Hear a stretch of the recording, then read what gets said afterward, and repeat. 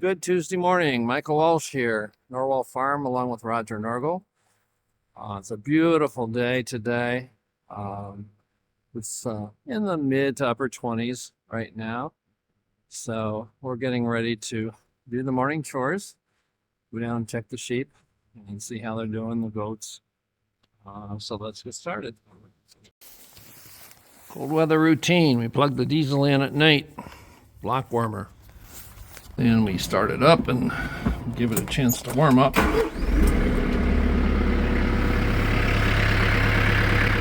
having their morning romp in the barn. The tractor's a diesel, so I let it idle while I'm getting everything else ready to warm up well. It's a hydrostatic drive, so you want all the hydraulic oil to warm up so the motor and everything works well in the transmission. We're gonna get the grain ready for the ewe lambs. We're up to 1.5 pounds a day. So we'll get that measured out and take it down. Then we have to take some hay down to idle the little billy goat. And he still gets a little bit of grain too.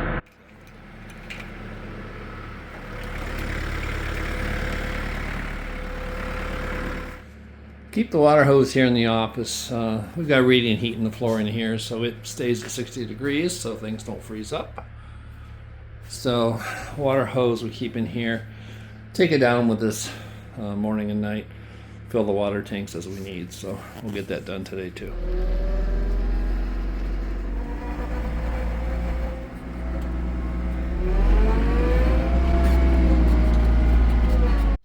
As you can see, my audience is awaiting me.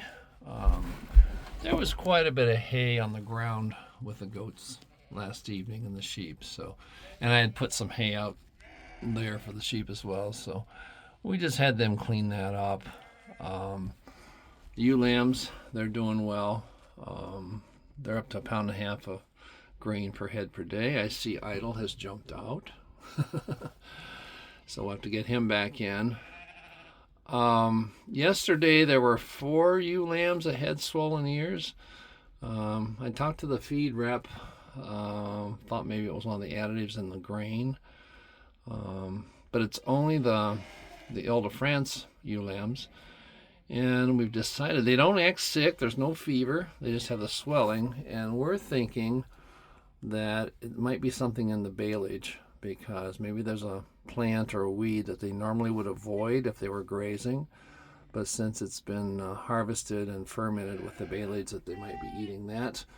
And only the Ile de France ewe lambs are affected, which kind of makes sense because they generally eat at one feeder and then the other lambs eat at a different feeder.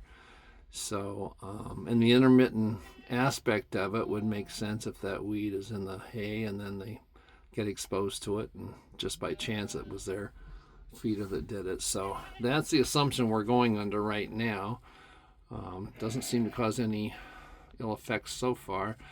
My concern is we won't know until they lamb if it has any effects on their lambs, because these ewes are hopefully pregnant. I think they're starting to look that way. So let's get everybody fed and get things going. They're all eating pretty well. You can see actually there are 8 ewes at this feeder, almost 9. So it will hold 8. And you can see goats are bullies. He's holding his own. I'm going to let him eat a little bit there for now. And then I'm going to put him back in this pen. Not sure how he got out. He had to have climbed over somehow. But we'll put him back in here. Because he needs hay rather than that baleage. If you haven't already, please subscribe to our channel. Ring the notification bell to be alerted of any new videos. And hit the like button on the channel. That helps our channel quite a bit. And if you would, please leave us a comment. And share this video with a friend. Dylan's here basking in the sun, enjoying the sunlight. Rams are hungry, we got to get them fed. Baleage feeders, those were full last night, so they ate them down. We fill them twice a day, that way it stays fresh and they eat it down better. Callum's out there. We put a drag chain on him, about 20-foot drag chain. He's adjusted well, so he can't run and chase the sheep. So we'll get the baleage now and get started.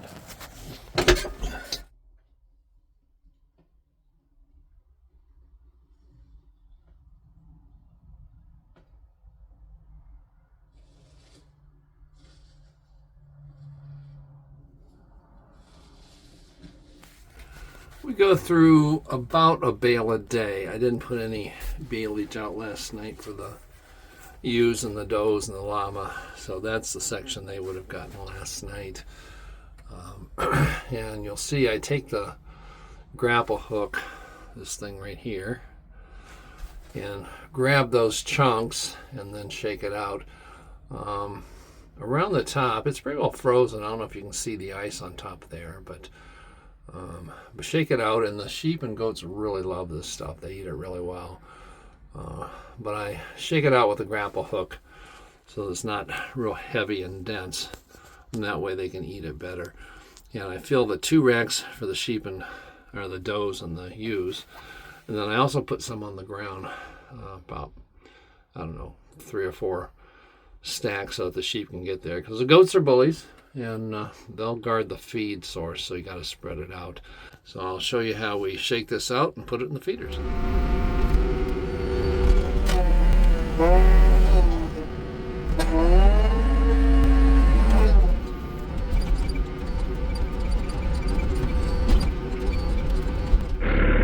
Pull the strings out of it.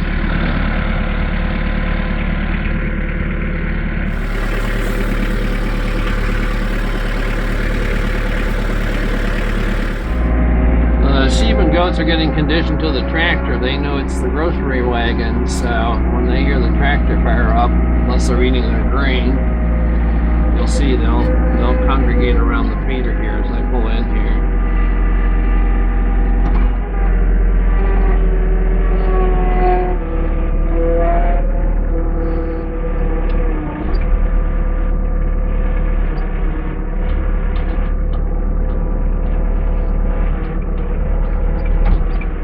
That fills about half a feeder.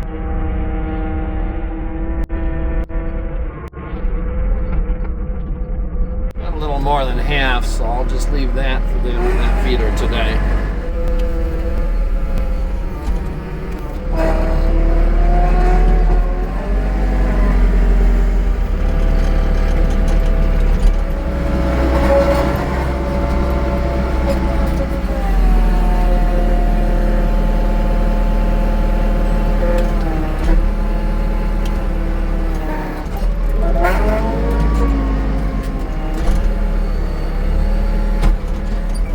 Works well putting some out on the ground for them. As you can see, the goats, some of the goats like to come over here and eat.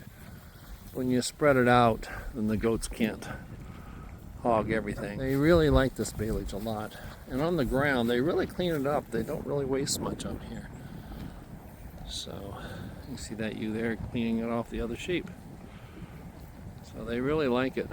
I'm going to go over and hand spread that around a little bit, loosen it up so they can eat it better. Once I fluffed up the baleage in both feeders, you can see they're all up there eating now. It's much easier for them to pull it out. And like I said, sheep and goats don't like to have to work for their food. It should be easily accessible for them, so they can reach in there and just pull it out as they like. And then these are eating well on the ground here. They're sorting through it, but they'll clean most of this up. I'm surprised there's very little waste out here. So I did find the 7 marked ewes. So we now have 7 bred out of the 11. So there's only 4 more that need to be serviced. That will be pretty much done the first go round. You can see these does here. They're starting to show a little bit of baby bump. Patches standing behind. Her belly's sticking out both sides. And generally on a non-pregnant doe, when they're nursing their babies in the spring, you stand behind them, you can't see their belly. So we're encouraged. Again, that's Missy right there. She had triplets last year, and that's her daughter from last year beside her. And then Frosty down there, he was one of the bottle babies.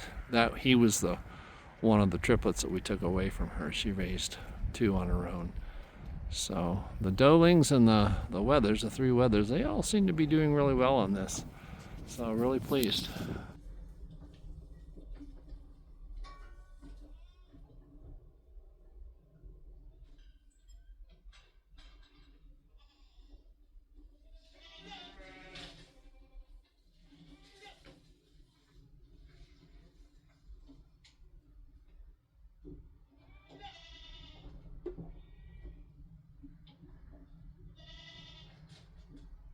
Fresh water is crucial, especially in the winter. That's John, our white Dorper ram, our hair ram. And we're going to go out and check, see if there's any more ewes that were bred yesterday. Hi, Champagne. Good girl. The dogs love this colder weather. You like this cold weather, don't you? Yeah, you good girl. She was the shy one of the two pups, kind of like her mom, but she's really warmed up to us, and I think she was going through a fear period about a month or so ago. But she's a great girl. She likes her goats. Heidi won't let her in with the goats, so occasionally Champagne will start barking at her and complain that she's not allowed to be in with her goats. We let the sheep and the goats have access to this whole 13 acres. There's not a lot of grazing out there, although they will go out on a nice day and kind of pick through it. So we're going to let them have that pasture to range on this winter, unless the snow gets real deep. There's Garrett, he's the father of the pups, and here's Charm. That's Champagne's sister. Like I say, they turned out to be really nice dogs. They're good protection dogs. That's Freckles. She got serviced day before yesterday. So you better not reject your lamb this year, right? You're getting a second chance. So we're going to count blue bums out here. There were 6 yesterday.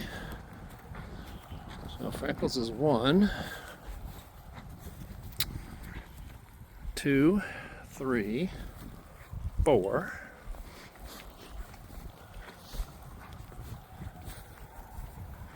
5, 6,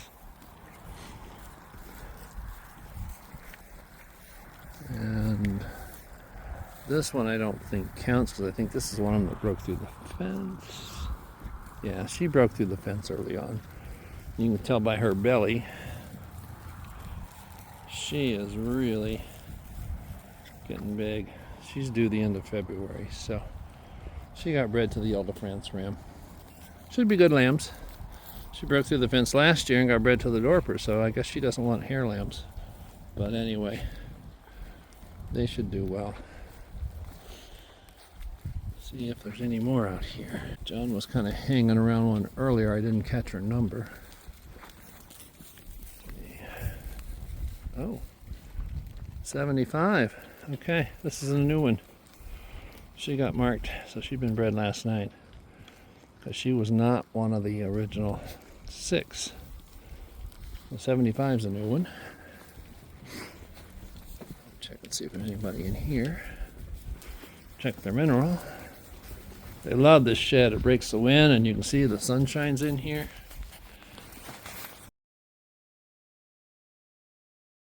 Probably about half of what I put in there, so that'll be enough till tomorrow. Let's see if I can figure out all the blue bums. So 75, and 17 was one originally. 2, 12 was one of them. 49 was one of them. She got bred yesterday or day before. So 1, 2, 3, 4, 55. Yep, she was. So that's 5. Where the others went? Oh, one's out there. 6 is out there. I know there's one more that just had a faint mark, but I think it was a day when it was cold and the crayon wasn't marking that well. So we will add 75 to our list. But everybody looks good. They're doing good. In about a little over 8 weeks, we start lambing. Like I said, the does are starting to look pregnant. That doe right there, that's her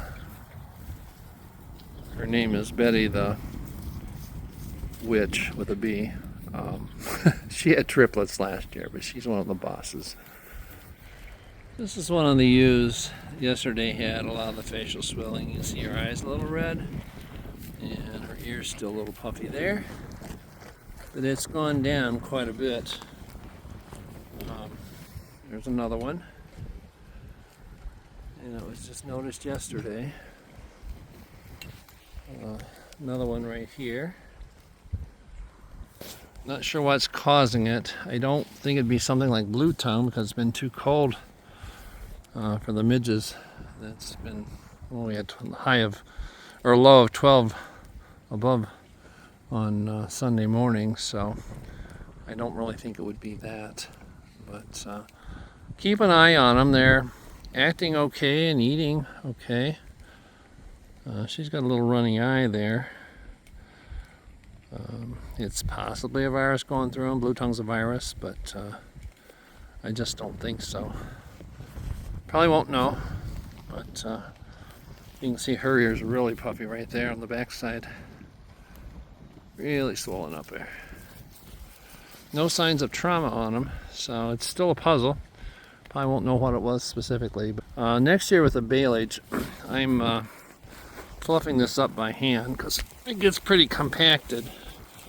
And sheep don't like to work for their food, so I just fluff this up by hand. And that way they can reach through and pull out mouthfuls pretty easily. Because that baler, when it bales it, it really compresses. It puts a lot of compression on it, so you can get a lot of forage in one bale. So seems to work pretty well when I shake it out like this. Even with shaking it with a loader, I still have to kind of separate it by hand. When I do that, they eat this really well. So we do that. You can see there's quite a bit of wastage on the ground. Next year, this is our first year for baleage, so it's a learning process. The baler, you can put knives on the baler that will kind of chop the hay up a little bit. I think it's anywhere from 1 to, I think it's 6 knives. I don't want it chopped real fine, but I asked them to not put any knives in it this time because I didn't know how it would be, but I'm going to have them put some in next year, assuming we make baleage next year. Because that would chop these longer stems up, because right now they eat the leaves off and then chew off the stems and leave the stems. But that would chop it up into just a little shorter forage, and they're more inclined to eat that when it's chopped up like that. But they really like this baleage, and seem to be holding their condition well. So most of these ewe lambs should be bred. There's the 6 homebreds we did not breed. That ewe at the corner of the feeder, that's one of the Suffolks we bought. If you look right there, kind of hanging down, so she would be due probably the end of March, 1st of April. And these the IDS that we bought, I think most of those are starting to show some signs of being pregnant. There's one that I don't think is, but on ewe lambs, if you get a 90% conception, that's really good. So the 10 IDS, I think 9 out of the 10 are bred. So, and that's what we had last year. And the one on the ewe lambs last year, the one that didn't breed last year, did breed this year. So everything's so far looking pretty good. We also check the mineral feeder every day, and they eat quite a bit of mineral, so you want to have that available all the time. I just put fresh mineral in this feeder last night and out for the ewes and the does. So I just reach in and check for any lumps. There's a few lumps in the bag because when I picked it up it was raining and the bag got a little wet, so that made it crunch a little bit. I just put mineral over there for the rams last night, so they're okay. Idle's back in his pen, munching on his grain. I'm still not sure. He probably climbed out up here because those are knocked over. Not sure how he got over there. He might have pushed through that gate. I had it latched, but he might have gotten out there. So anyway, we'll see how this goes. I should block that off now, but I'm going to wait a bit and do it later because I'm sure I'll have to. Anyway, the rams and Joel, they're waiting on their baleage. You can hear them call it for them. They're hungry. They cleaned up all theirs last night. What I generally do is take some of the excess from here and fill up their feeder and level this out so it's evenly distributed along the whole feeder. They really like this high moisture baleage. It's higher moisture than wet hay, but they eat it really well. So we fill this feeder up twice a day, and that's plenty for these rams. And generally I clean out the ewe lamb feeder because there's some that they haven't fully eaten, and give it to them, but it was cleaned out today, so we give them fresh baleage here. This is a group of ewes, the wooled ewes. They're due into January, first part of February, and you see she's starting to show. Sheep are enjoying the sunshine. They're laying in the shadow of the shed out of the wind, and they're still going out and grazing a bit on the pasture. So on a beautiful day, just a light breeze but beautiful sunshine, we're going to call this a day. This was just kind of routine chores, nothing exciting, but you got to do it every day and keep abreast of everything. So thanks for joining us at Norwal Farm.